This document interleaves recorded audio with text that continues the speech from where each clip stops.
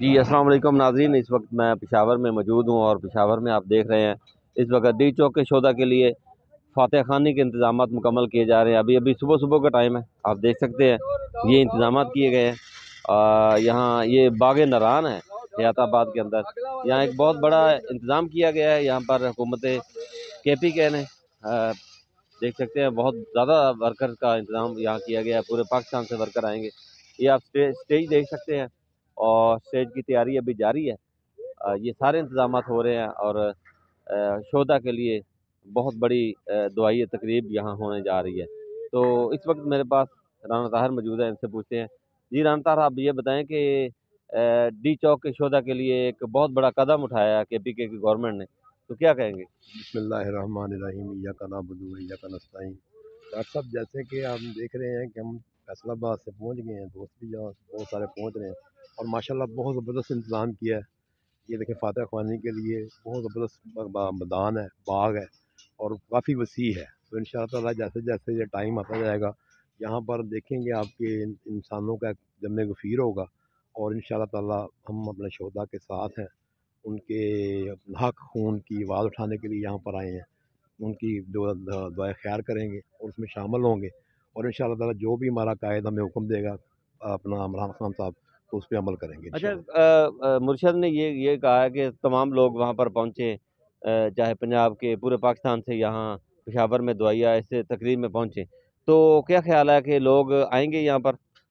ہاں، میرا خیال ہے جو خان صاحب سے دل سے محبت کرتے ہیں، جو ان کو اپنا مرشد سمجھتے ہیں دل سے، تو وہ تو پہنچیں گے ان شاء اللہ تعالیٰ۔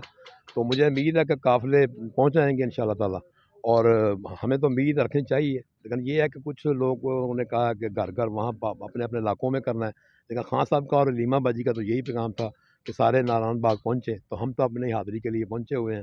باقی بھی لوگوں سے گزارش ہے کہ جلد از جلد پہنچیں، اور جو پہنچ سکتا ہے وہ پہنچے، جو رہ جائیں گے تو پھر وہ اپنے ادھر اپنے علاقوں میں کر لیں، وہاں پر اسی ٹائم پہ کریں، اسی وقت پہ کریں۔ یہ بھی بہتر ہے کہ پورے پاکستان میں اور پوری دنیا میں آج دعائے خیر ہو رہی ہے، فاتح خوانی ہو رہی ہے، تو آپ بھی اس میں شامل ہو سکتے ہیں۔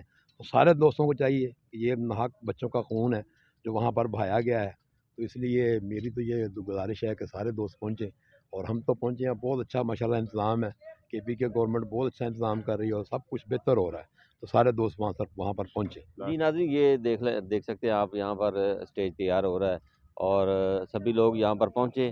ابھی بہت وقت پڑا ہے، 1 بجے 2 بجے کا ٹائم ہے، تو سب لوگوں سے گزارش ہے یہاں پر اس باغ نران حیات آباد کا ایریا ہے، یہ آپ دیکھ سکتے ہیں، آپ کو میں دکھا رہا ہوں، یہ پورا بہت بڑا گراؤنڈ ہے یہاں پر۔ یہ فاتح خانے کی تقریب رکھی گئی ہے اور جو نہیں پہنچ سکتا وہ اپنے اپنے علاقوں میں یہ انتظامات کر سکتے ہیں۔ یہ دعا تو کہیں بھی لگ سکتی ہے، کہیں بھی ہو سکتی ہے، لیکن یہاں پر ایک اظہار یکجہتی کے طور پر یہاں ایک بہت بڑا ایک فنکشن کہہ لیں یا بہت بڑی تقریب جو ہے یہاں پر منعقد کی گئی ہے پاکستان طریقے۔ یہ آپ دیکھیں جو انتظامیہ ہے ہمارے ورکرز کی، وہ یہاں پر پہنچ چکی ہے۔ یہ سلام مشورے بھی ہو رہے ہیں اور ایک بڑی تعداد جو ہے یہاں پر آنے کی توقع ہے۔ پوری دنیا کے اندر آج اس دن کو شہداء کے نام پہ کیا گیا ہے، شہداء کے لیے دعا کا نام دیا گیا ہے، دعا کی جائے گی، قرآن خوانی کی جائے گی، اور یہاں پر جو چیدہ جو ورکر ہیں، چیدہ رہنما ہیں، وہ اس پہ تقریریں بھی کریں گے۔ جیسے جیسے اپڈیٹ آئے گی میں آپ کو ضرور بتاؤں گا۔ اللہ حافظ۔